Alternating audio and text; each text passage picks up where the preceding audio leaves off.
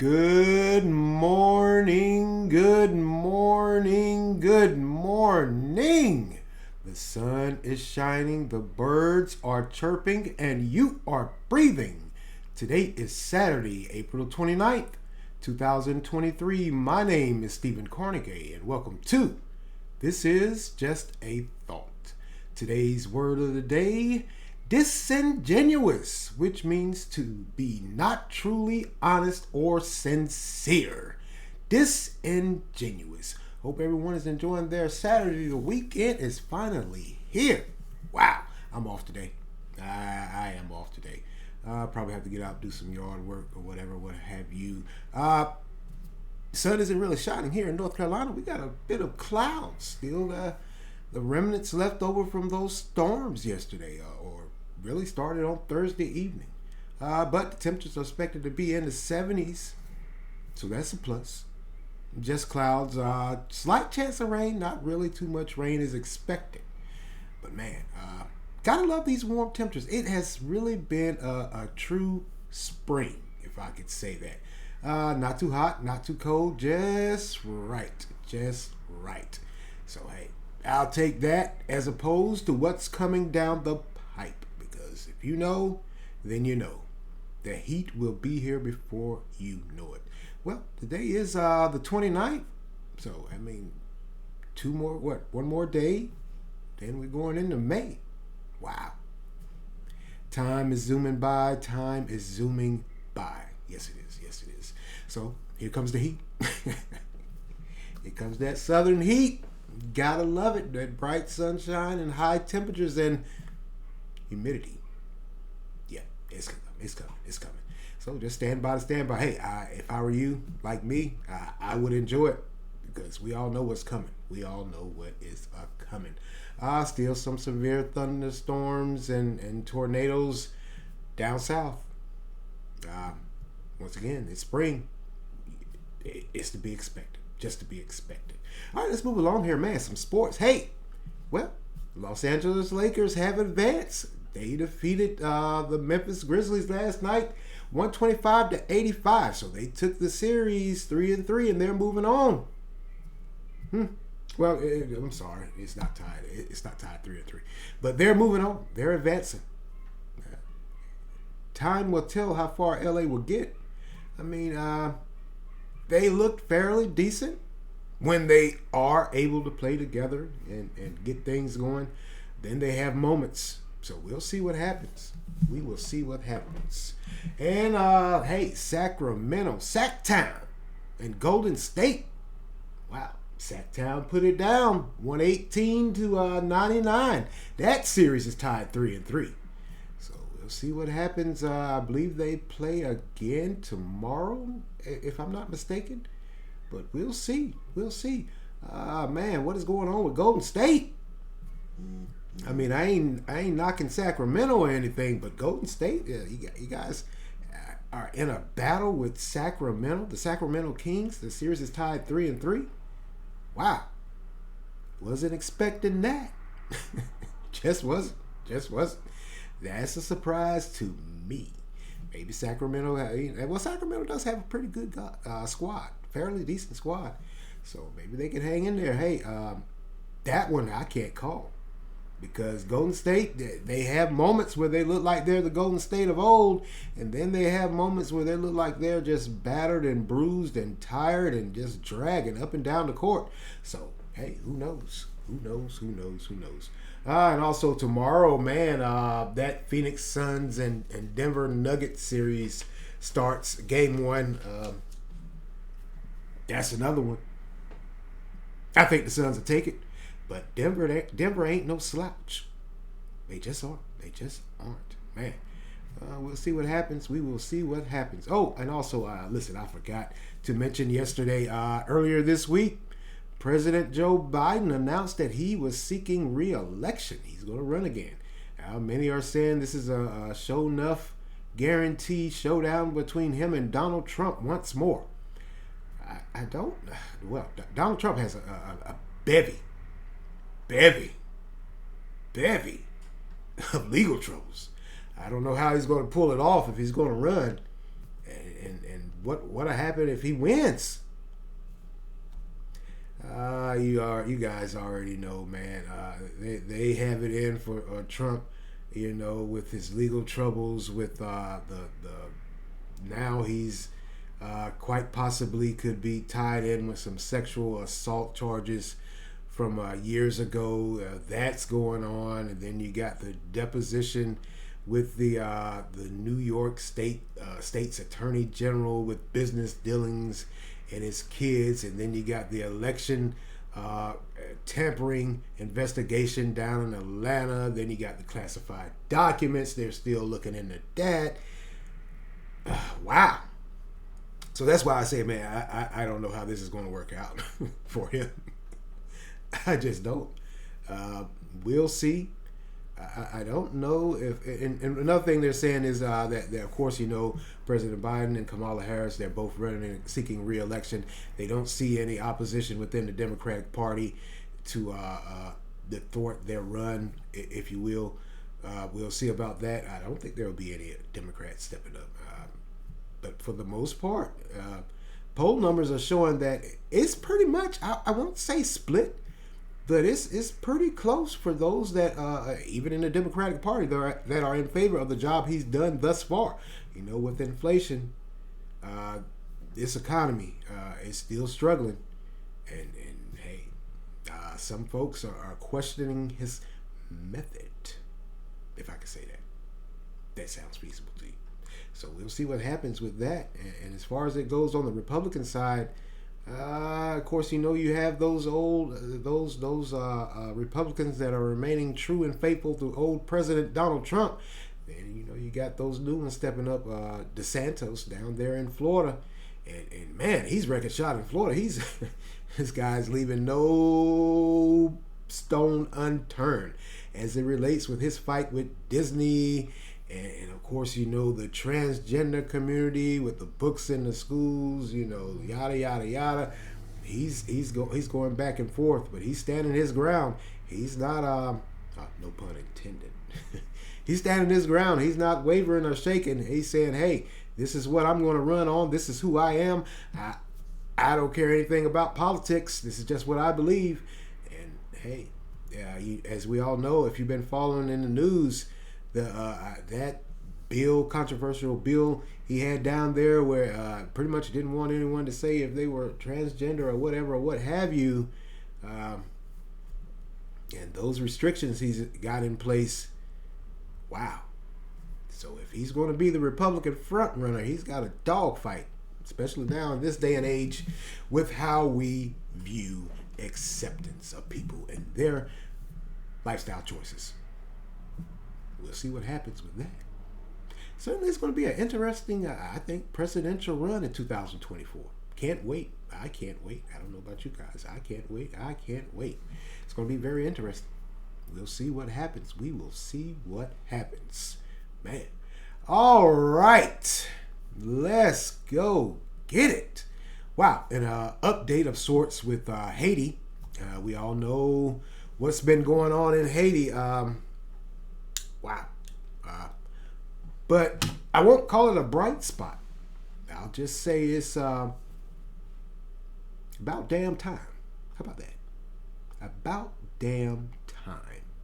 Because what happened this past week, Tuesday, to be more specific, the unrest in Haiti has heated up, and it has caught the eye of the international community. Whoa.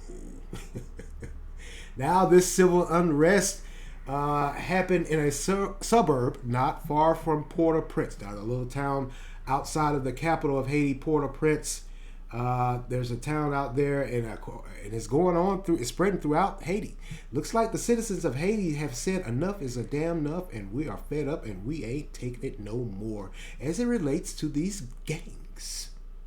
Because what has happened, Tuesday there was some unrest, but the previous day in that section of that town outside of Port-au-Prince, some citizens, they've gotten together and they've band together and they killed 13 gang members. Burned them alive. Yeah, you heard me right. They burned 13 gang members alive. They've blocked off the streets with trucks that has been spray painted with "Down with the Gangs." They have tires on fire. Tires on fire, so you can't get in and out of their neighborhood. They have launched an offensive, if I can say that. We may call it vigilante. Maybe it is vigilanteism. I guess it is if you follow the definition of citizens picking up arms and defending their place of residency. Now, they've been armed with, they said pipes, sticks, bottles, whatever they could find, rocks. And, yeah, they burned 13 suspected gang members alive. I don't know if I said that earlier. They burned them alive. Now, what spurred this is, I guess the citizens have said, hey, the police can't do it because they're understaffed, undermanned. We've been asking for help from the international community, the U.S., and we all know, if you guys remember, Canada pledged their support, said they were going to send troops down there. The UN, by the way, said no, we're not going to get involved with that. Now, all of this gang problem, it stems from, of course, last summer to be more specific, or last year around this time, maybe in May or whatever, the president was assassinated by a missionary squad. A squad that was comprised of hitters from Colombia, all over South America. They showed up one night in Haiti, went to the presidential palace, and killed him and shot his wife. She's still alive, by the way. Now, the president, he was assassinated. They shot him from head to toe with a long gun.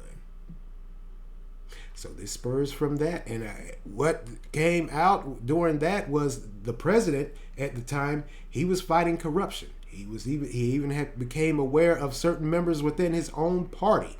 His own staff were corrupt. So he was trying to weed them out and root them out. So apparently somebody got together and found them old missionary squad, a hit squad, and called them up, and they came. So the citizens of Haiti, after seeing that, I imagine in all this time, months later, this unrest with these gangs is gotten out of hand, out of control.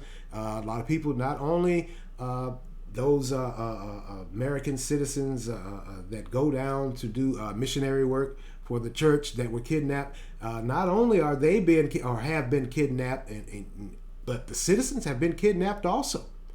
A lot of course, when you got gangs running amok, they're kidnapping, they're raping, they're beating, they're stealing, looting. So it appears the citizens of Haiti said, hey, enough is enough. We're fed up. We're going to take back what is ours. Could you blame them? Now, how many times have we said to ourselves, when we're sitting there in front of the TV looking at world news, or you're scrolling through one of your multiple social media sites, and you hear that there's some type of unrest in some foreign land, and you got the international community that's in an uproar, they're vowing to send troops in or whatever. How many times have we said to ourselves, why don't those citizens take care of that problem? Well, here you go. It appears the citizens are taking care of that problem the best way they can. Now, the police understaffing, and I found that to be I won't say odd, but I did find it to be, I was surprised at the numbers, the compare and contrast. Now, like I said, the census said we're tired of waiting on the police. They can't do it. A lot of times, or I don't know if you guys remember, they were saying also the police were corrupt. So the citizens, what other avenue do they have? You got a government that's corrupt. You got a police force that's corrupt and understaffed. Hell, they might be gang members also. So what has came out is that what they're saying is there's 1.2 officers to every Haitian citizen, and the population of Haiti is 11 million. So you got 1.2 officers. You don't even have 2 officers to per Haitian citizens. That stands at 11 million. Your population is 11 million, and you only got one. You don't even have a half. You just got 1 officer per 11 million people. Of course, you're going to have unrest. Of course, you're going to have those gang members and other folks that are going to come in and try to take over. Now, like I said earlier, Canada and Canada announced that they were going to quite possibly send some troops down there earlier this year. That still hasn't happened. The U.S. has pretty much said we'll allege or we will send whatever support we have, but we're not putting troops on the ground. So that means they're just sending aid, the food, medical supplies, or whatever, what have you. The UN, which is usually all over the place, jumping in and helping those underserved people, they've remained tight-lipped, except for the numbers they put out and the denouncing of the violence in Haiti. And now it appears not only do you have the gang violence, now you got regular citizens, vigilantes, that are taking over, that are fighting back, trying to take back what is theirs. Could you argue with them? Can you find fault with them? I can't find any fault whatsoever. Now, like I said, this has been going on with these citizens in these neighborhoods, in these towns, trying to take back what is theirs. Man, and I found this earlier this year, not odd, but earlier this year, in another part of Haiti, some citizens got together and they lynched some gang members. They're sending a message now. Hey, I'm not advocating violence by any stretch of the imagination, but like I said earlier, how many times have we been sitting around and we've seen these events unfold in third world countries or whatever, and what have you, and how many times have you said, because I've said it to myself, they need to handle their own damn business. Why are we involved in it? Why is it a concern of ours? I've said it. I'm going to be honest with you. I know you have. Hell, I heard some of you say it. It does stand to reason. You got to say, you can't rely on outside help, especially if it's internally. It's your home. It's your land. So that appears to be what is happening in Haiti. It makes you think if you really sit back and just ponder. Because when I read the article, I was saying to myself, wow, what in the world? I wonder what happened. What made them decide to finally fight back? Maybe, just maybe, it's because they realized they weren't getting any outside help. Like I said, Canada's been saying they were going to send troops down there for months, and still no troops have arrived.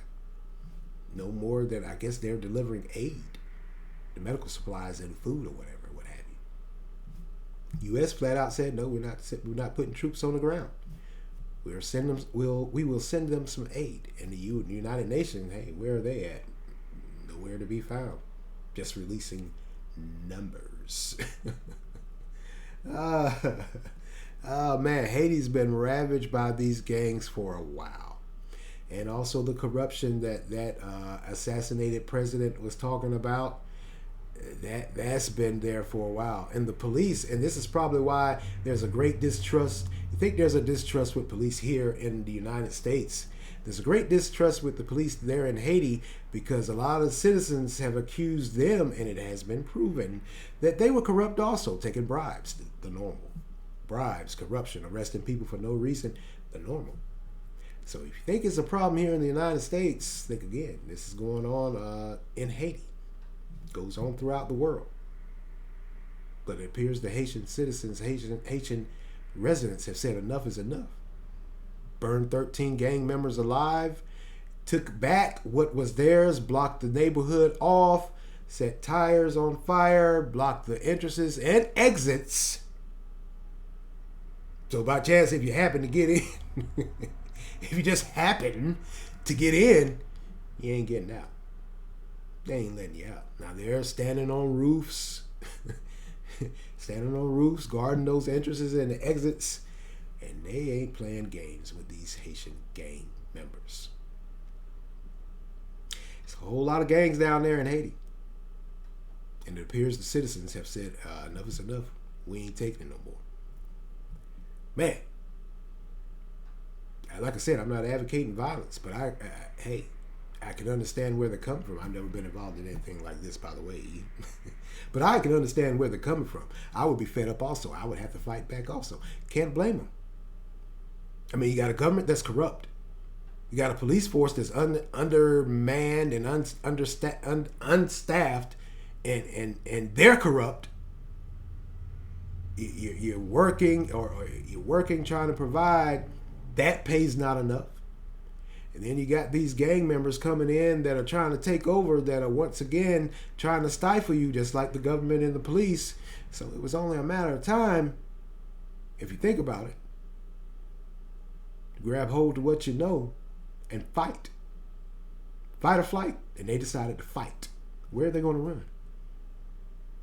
The U.S. won't accept Haitian immigrants like that. They just won't. Very few. And that's always been the norm with Haitian and U.S. relations. So it makes perfect sense for them to stand their ground and hey, hunker down and take back what is theirs. Hey, we'll see what happens with this. I'll keep you guys updated and let you know how this is going. This is, like I said, this is a continuous update with Haiti. We all know the problems they've been having. So those citizens down there that are fighting back, be careful, be mindful, be prayerful. But it appears they ain't worried. They, one guy said that pretty much he was done with trying to rely on outside help. He was going to do it himself with some more citizens. Like I said, they're standing guard on top of roofs at the entrances and exits, going out of those communities. 13 suspected gang members burned alive, and several were lynched earlier this year. Sounds like they are fed up, and they are coming. They are coming. They also said that gang violence, in comparison to last year, it's been up like 20 some odd percent. The violence is just through the roof. It's every day, all day ongoing occurrence. And it looks like I said, the Haitian citizens are fed up, and they said enough is enough. We ain't gonna take it no more. Hats off to them. Finally, one of these underserved countries or these third world countries, the citizens have decided to take hold and take heed and hold true to what they believe and fight for what is theirs. Haitians, they have a spirit of fight in them when they're oppressed. Let's not remember how that country, how it became what it is. If you go back throughout history, the French, they bought the slaves over, and there was a slave revolt, and the Haitians won. They kicked the French off the island. So, hey, the fight is in them, and they're fighting now. Hey, it is what it is. It's going to be what it's going to be. Well, that's all for me today. I'm going to get out of here, going to skedaddle. Like I said, I am off today. I'm going to enjoy myself. I just said. Probably catch some of these games, these NBA finals or playoffs. Gotta love it. That time of year. Well, that's all for me today, and I want to thank you all for lending me your ears this morning. Continue to like, support, share, offer feedback. Anchor, which I am sharing this with, along with YouTube, has a great feature where you can leave a voice response, and I would love to hear your voice. I won't bite. Continue to follow on Anchor, Spotify, Google Podcasts, Breaker, Overcast, Pocket Cast, Radio Public, Verbal, and WordPress. And as always, on YouTube also. And wherever you're streaming or listening, hit that like and subscribe button so you can get notified when I drop these podcasts. Keep you in the loop. And as always, my name is Stephen Carnegie, and thank you for listening. This is Just a Thought. Amen.